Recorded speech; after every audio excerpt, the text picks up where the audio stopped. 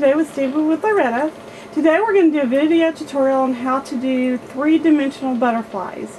Before we do the tutorial, I want to show you this mini book that I've made for my senior friend, and it's just a little book of encouragement. This is the front cover. It says, "Never regret anything that made you laugh." And the inside pages are just stamped with different sentiments, as you can see. Let's go through that quickly. Pictures of this finished project are on my blog. So this is actually the butterfly that we're going to make today. We're going to make it two ways. First, we're going to use a solid embossing powder, and the second, we're going to use different embossing powders to create this more stained glass type of effect. Okay, we're going to put this aside. For today's project, you're going to need a sandbag, an embossing buddy, whatever you want to call it, a transparency. This is CG6000. It's from 3M. You're going to need Versamark ink. You're going to need butterfly stamps. These are from My Favorite Things. Of course, embossing powders, a acrylic block, some kind of spoon or something to sprinkle the embossing powder with, and Quick Grip permanent adhesive. This is in the craft store. It's from Beacon Industries. So first, this transparency has two sides. The one that has the white strip on it is not sticky, but the opposite side, it is. So we're going to take this embossing buddy and we're just going to go over the surface because it does tend to pick up static, just like that. Now don't be real surprised. I refuse to buy a new Versamark pad. There's nothing wrong with this one, it's just dirty. And after you've had them a long time, this is what they look like. So here it is. I know it's really gross, but we're going to put our stamp onto our block, and we're going to ink it with the Versamark. We want to get it as inky as we can so that it will grab onto that embossing powder. And we need 2 butterflies for every three-dimensional butterfly that we make.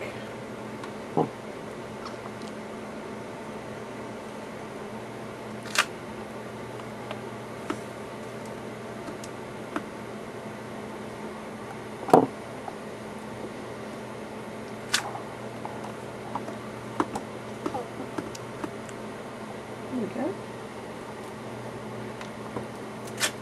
Alright, you get the idea. Now, I'm not sure how well they're showing up on camera. We're going to do these 2 first, and then we're going to do these 2. So these 2 we're going to do in the different colors, and this one we're going to do in a solid color. For the ones we're doing in different colors, I just use this tiny little spoon, and I go into my embossing powders, and I take out just a tiny little bit and sprinkle it where I want it. In this case, I want it on his body, right down the middle. I do have a piece of scrap paper up underneath this so that I can collect my glitter and my embossing powder at the end and reclaim it. I have a small plastic bag that I put the mixed embossing powder in, and I've basically created my own grunge powder, if you will. So we're going to go in now and add some purple.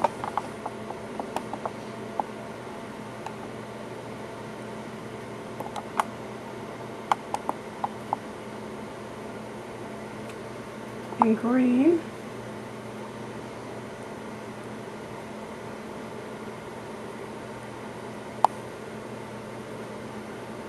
And as you can see, I'm working in small areas, not putting too much down, actually using very little embossing powder at one time.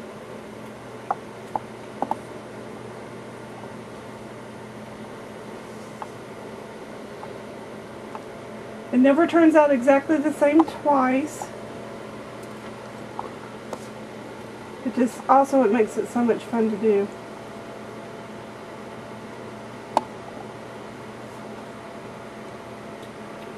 back over it.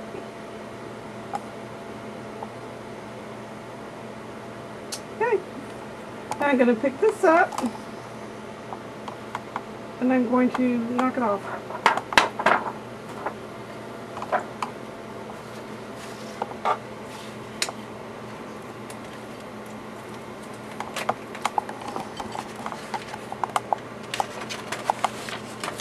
A lot of people just throw this mixed up embossing powder away. I think it's wasteful to do that. I think you can use it for something else. Now this other one is just going to be solid color, and I'm going to choose black.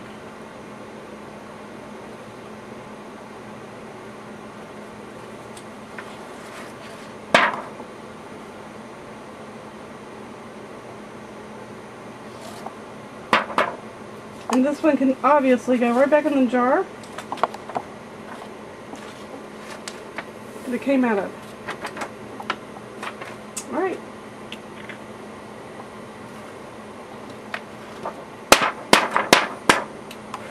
I'm just thumping out the extra powder, and I'm going to lay it back down on my desk.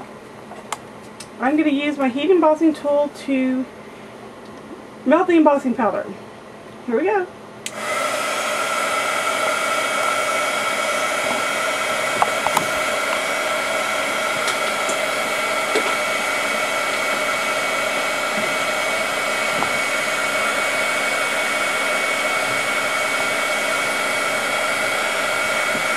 When you're working with embossing enamel, be careful that you don't melt the plastic, because this heat gun obviously is very hot. And the idea here is to melt the embossing powder, like I said, not the plastic.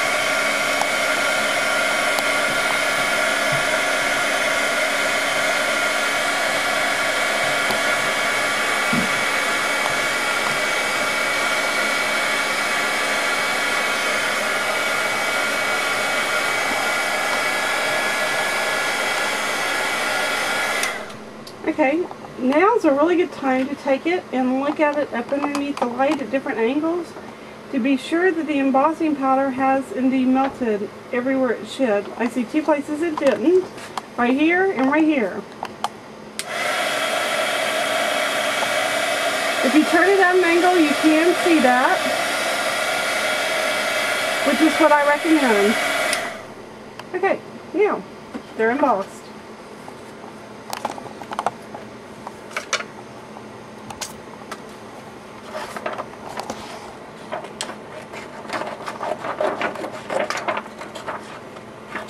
When I normally do these, I stamp an entire sheet of butterflies and emboss them, cut them out, and do them all kind of assembly line.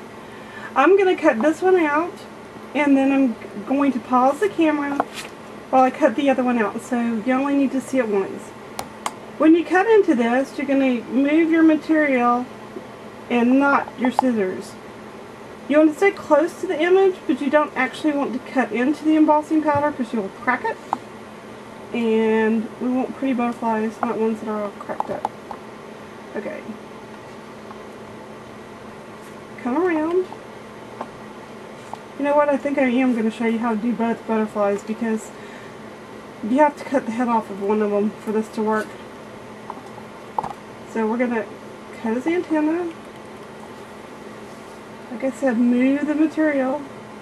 You're not moving the scissors so much.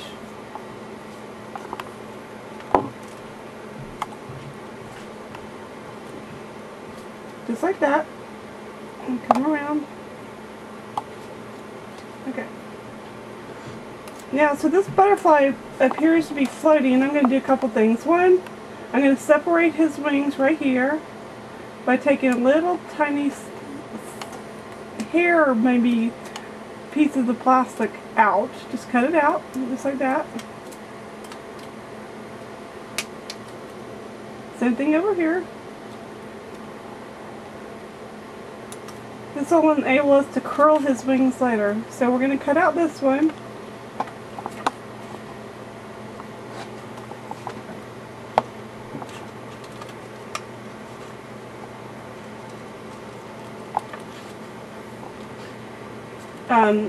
In my case, some of this embossing powder still stuck to the transparency, As you can see, that doesn't matter.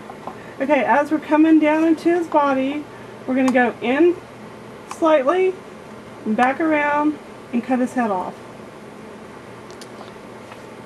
So,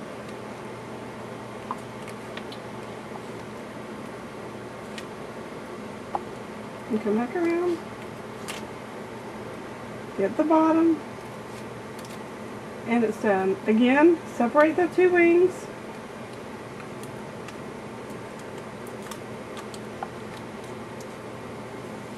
And separate this one.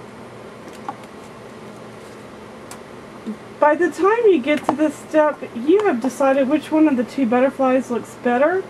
The one that you like the most should be on the top, and the one with the body should be on the bottom. So what we're going to do is we're going to glue these two together using this quick grip adhesive, which is not as quickly gripping as you would think it is.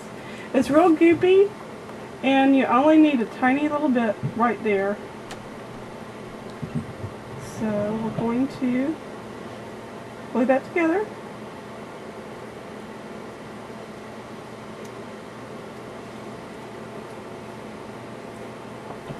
Immediately put your top on this glue or it will dry out quickly. It's quick grip and it's quick dry too, so it doesn't take long to dry. I'm going to pinch it together at the middle with my fingers. Now, it sounds counterintuitive, but it's not. I'm going to take them apart and put them back together again.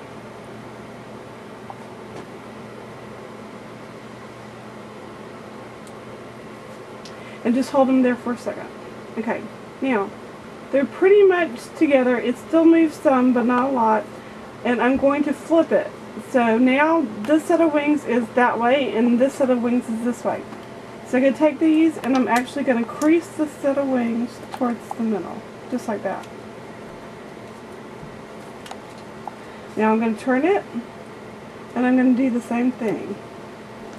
You can let this sit to totally dry. In about 10 minutes, it's going to be dry. Or you can go ahead and do it, whichever you prefer.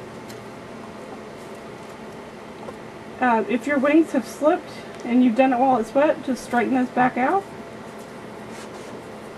I have glue stuck to my fingers, folks. Now I'm going to take these wings and I'm going to bend them. I'm not really going to crease them. I'm just going to use a little pressure so that they start bending back. If you do this gently, you will not crack the embossing powder. Okay.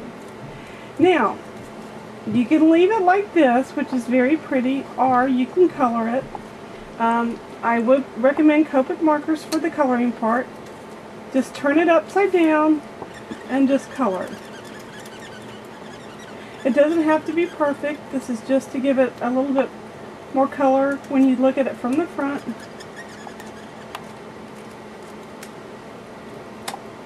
I do not recommend coloring on the same side that the embossing powder is on, just because it will get on your nibs and it wouldn't be very good for your nibs. So,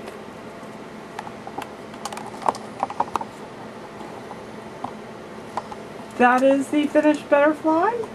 It's more translucent, and like I said, it reminds me of stained glass. You can make a pin out of it, you can make a necklace out of it, you can put it on a mini book, and it looks like it's flying. And then here's the other side. The glue, just in the time that we shot the video, is completely dry.